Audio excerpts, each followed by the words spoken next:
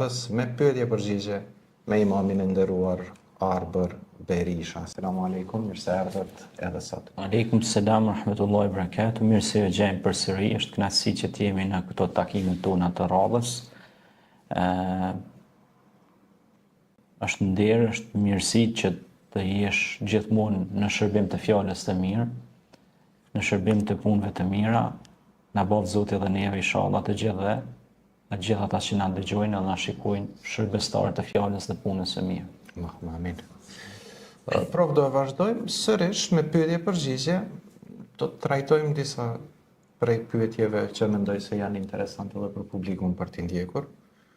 Për shembull, si pyetje e parë është të cilat janë sprovat e Jusufit alayhis salam, po, Jusufit alayhis salam. Fokusohemi pak në këtë. Unë e kam, po e shtoj si pjesë të pyetjes, po si komentimi. I kam pas një përshtypje që te ne shqiptarët është dëshira shumë e madhe për me ndjek historinë e Jusufit. Base se di, është edhe në popull të tjerë, por tek ne shqiptarët mendoj që e kanë një farë dhuntie shumë të madhe për me përcjell historitë e Jusufit alayhis salam. Realisht historia e Jusufit alayhis salam trajtohet në mënyrë pezhorante, në mënyrë masive tek surja Jusuf. Do thonë ku Allahu i Madhërisht pra e trajton këtë ngjarje shumë bukur.